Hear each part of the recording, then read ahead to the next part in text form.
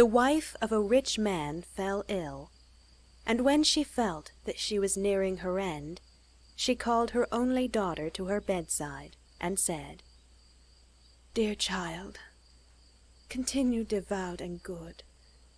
Then God will always help you, and I will look down upon you from heaven and watch over you." Thereupon she closed her eyes and breathed her last. The maiden went to her mother's grave every day and wept, and she continued to be devout and good. When the winter came, the snow spread a white covering on the grave, and when the sun of spring had unveiled it again, the husband took another wife. The new wife brought home with her 2 daughters, who were fair and beautiful to look upon, but base and black at heart. Then began a sad time for the unfortunate stepchild. "Is this stupid goose to sit with us in the parlour?" they said. "Whoever wants to eat bread must earn it. Go and sit with the kitchen maid." They took away her pretty clothes, and made her put on an old grey frock, and gave her wooden clogs. "Just look at the proud princess, how well she's dressed," they laughed, and they led her to the kitchen. There the girl was obliged to do hard work from morning till night, to get up at daybreak, carry water, light the fire, cook, and wash. Not content with that, the sisters inflicted on her every vexation they could think of. They made fun of her, and tossed the peas and lentils among the ashes, so that she had to sit down and pick them out again. In the evening, when she was worn out with work, she had no bed to go to, but had to lie on the hearth among the cinders. And because, on account of that, she always looked dusty and dirty, they called her Ashenputtel. It happened one day that the father had a mind to go to the fair, so he asked both his stepdaughters what he should bring home for them. "Fine clothes," said one. "Pearls and jewels," said the other. "But you, Ashenpoodle," he said, "what will you have?" "Father, break off for me the first twig which brushes against your hat on your way home." Well, for his 2 stepdaughters he brought beautiful clothes, pearls, and jewels, and on his way home, as he was riding through a green copse, a hazel twig grazed against him and knocked his hat off. Then he broke off the branch and took it with him. When he got home, he gave his stepdaughters what they had asked for, and to Ashenputtel he gave the twig from the hazel bush. Ashenputtel thanked him and went to her mother's grave and planted the twig upon it. She wept so much that her tears fell and watered it. And it took root and became a fine tree. Ashenputtel went to the grave 3 times every day, wept and prayed, and every time a little white bird came and perched upon the tree, and when she uttered a wish, the little bird threw down to her what she had wished for. Now it happened that the king proclaimed a festival, which was to last 3 days, and to which all the beautiful maidens in the country were invited, in order that his son might choose a bride. When the 2 stepdaughters heard that they were also to be present, they were in high spirits, called Ashenputtel, and said, "Brush our hair and clean our shoes, and fasten our buckles, for we are going to the feast at the king's palace." Ashenputtel obeyed, but wept, for she also would gladly have gone to the ball with them, and begged her stepmother to give her leave to go. "You, Ashenputtel," she said, "why, you are covered with dust and dirt. You go to the festival? Besides, you have no clothes or shoes, and yet you want to go to the ball." As she, however, kept on asking, her stepmother said, "Well, I have thrown a dishful of lentils into the cinders. If you have picked them all out in 2 hours, you shall go with us." The girl went through the back door into the garden and cried, "Ye gentle doves, ye turtle doves, and all ye little birds under heaven, come and help me. The good into a dish to throw, the bad into your crops can go." Then 2 white doves came in by the kitchen window, and were followed by the turtle doves, and finally all the little birds under heaven flocked in, chirping, and settled down among the ashes. And the doves gave a nod with their little heads, peck, peck, peck. And then the rest began also, peck, peck, peck, and collected all the good beans into the dish. Scarcely an hour had passed before they had finished, and all flown out again. Then the girl brought the dish to her stepmother, and was delighted to think that now she would be able to go to the feast with them. But she said, "No, Ashenpoodle, you have no clothes and cannot dance. You will only be laughed at." But when she began to cry, the stepmother said, "If you can pick out 2 whole dishes of lentils from the ashes in an hour, you shall go with us." And she thought, "She will never be able to do that."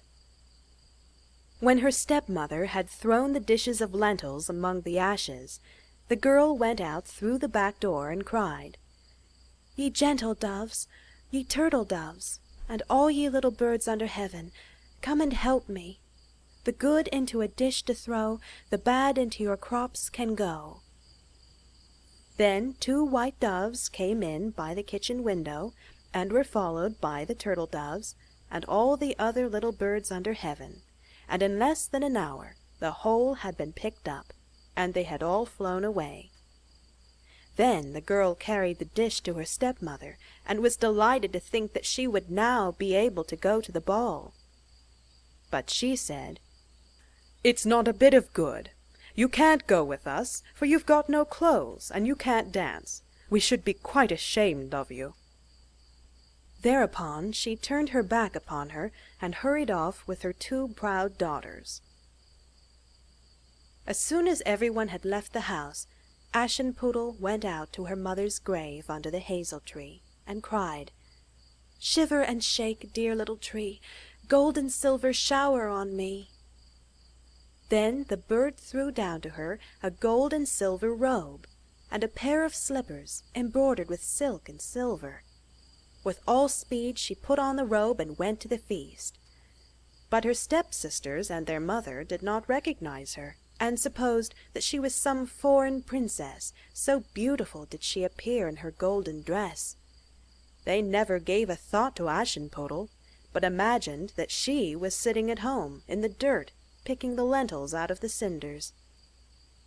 The prince came up to the stranger, took her by the hand, and danced with her. In fact, he would not dance with anyone else, and never left go of her hand. If anyone came up to ask her to dance, he said, "This is my partner." She danced until nightfall, and then wanted to go home, but the prince said, "I will go with you and escort you," for he wanted to see to whom the beautiful maiden belonged. But she slipped out of his way and sprang into the pigeon house. Then the prince waited till her father came, and told him that the unknown maiden had vanished into the pigeon house. The old man thought, "Could it be Ashenputtel?" and he had an axe brought to him so that he might break down the pigeon house.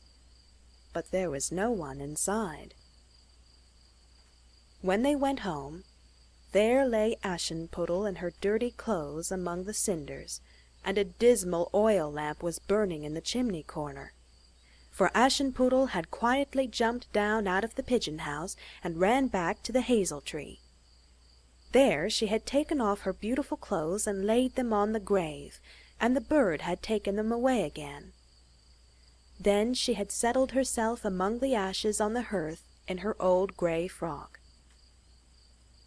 On the second day, when the festival was renewed, and her parents and stepsisters had started forth again, Ashenputtel went to the hazel tree, and said, "Shiver and shake, dear little tree, gold and silver shower on me." Then the bird threw down a still more gorgeous robe than on the previous day, and when she appeared at the festival in this robe, everyone was astounded by her beauty. The king's son had waited till she came, and at once took her hand, and she danced with no one but him. When others came forward and invited her to dance, he said, "This is my partner." At nightfall she wished to leave, but the prince went after her, hoping to see into what house she went. But she sprang out into the garden behind the house. There stood a fine big tree, on which the most delicious pears hung. She climbed up among the branches as nimbly as a squirrel, and the prince could not make out what had become of her. But he waited till her father came, and then said to him, "The unknown maiden has slipped away from me, and I think that she has jumped into the pear tree." The father thought, "Could it be Ashenputtel?" and he had the axe brought to cut down the tree, but there was no one on it. When they went home and looked into the kitchen, there lay Ashenputtel among the cinders as usual, for she had jumped down on the other side of the tree, taken back the beautiful clothes to the bird on the hazel tree, and put on her old grey frock. On the third day, when her parents and sisters had started, Ashenputtel went again to her mother's grave, and said, "Shiver and shake, dear little tree, gold and silver shower on me." Then the bird threw down a dress which was so magnificent that no one had ever seen the like before, and the slippers were entirely of gold. When she appeared at the festival in this attire, they were all speechless with astonishment. The prince danced only with her, and if any one else asked her to dance, he said, "This is my partner." When night fell and she wanted to leave, the prince was more desirous than ever to accompany her, but she darted away from him so quickly that he could not keep up with her. But the prince had used a stratagem, and had caused the steps to be covered with cobbler's wax. The consequence was that as the maiden sprang down them, her left slipper remained sticking there. The prince took it up. It was small and dainty, and entirely made of gold. The next morning he went with it to Ashenputtel's father, and said to him, "No other shall become my wife, but she whose foot this golden slipper fits." The two sisters were delighted at that, for they both had beautiful feet. The eldest went into the room intending to try on the slipper, and her mother stood beside her. But her great toe prevented her getting it on. Her foot was too long. Then her mother handed her a knife and said, "Cut off the toe. When you are queen you won't have to walk any more." The girl cut off her toe, forced her foot into the slipper, stifled her pain, and went out to the prince. Then he took her up on his horse as his bride, and rode away with her. However, they had to pass the grave on the way, and there sat the two doves on the hazel tree, and cried, "Prithee, look back! Prithee, look back! There's blood on the track. The shoe is too small. At home the true bride is waiting thy call." Then he looked at her foot, and saw how the blood was streaming from it. So he turned his horse round and carried the false bride back to her home, and said that she was not the right one. The second sister must try the shoe. Then she went into the room, and succeeded in getting her toes into the shoe, but her heel was too big. Then her mother handed her a knife and said, "Cut a bit off your heel. When you are queen, you won't have to walk any more." The maiden cut a bit off her heel, forced her foot into the shoe, stifled her pain, and went out to the prince.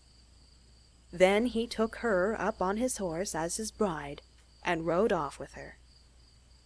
As they passed the grave, the two doves were sitting on the hazel tree and crying, Prithee, look back.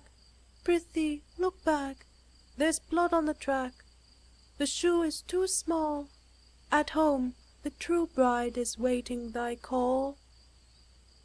He looked down at her foot, and saw that it was streaming with blood, and there were deep red spots on her stockings. Then he turned his horse and brought the false bride back to her home. "This is not the right one either," he said. "Have you no other daughter?" "No," said the man. "There is only a daughter of my late wife's, a puny, stunted drudge, but she cannot possibly be the bride." The prince said that she must be sent for. But the mother answered, "Oh, no, she is much too dirty. She mustn't be seen on any account." He was, however, absolutely determined to have his way, and they were obliged to summon Ashenputtel. When she had washed her hands and face, she went up and curtsied to the prince, who handed her the golden slipper. Then she sat down on a bench, pulled off her wooden clog, and put on the slipper, which fitted to a nicety. And when she stood up and the prince looked into her face, he recognized the beautiful maiden that he had danced with, and cried, "This is the true bride." The stepmother and the two sisters were dismayed, and turned white with rage, but he took Ashenputtel on his horse, and rode off with her. As they rode past the hazel tree, the two white doves cried, "Prithee, look back. Prithee, look back. There's blood on the track. The shoe's not too small. You'll carry the true bride home to your hall." And when they had said this, they both came flying down and settled on Ashenputtel's shoulders, one on the right and one on the left, and remained perched there. When the wedding was going to take place, the two false sisters came and wanted to curry favor with her and take part in her good fortune. As the bridal party was going to the church, the eldest was on the right, the youngest on the left, and the doves picked out one of the eyes of each of them.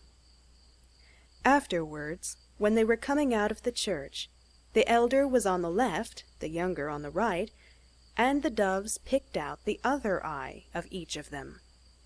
And so for their wickedness and falseness they were punished with blindness for the rest of their days.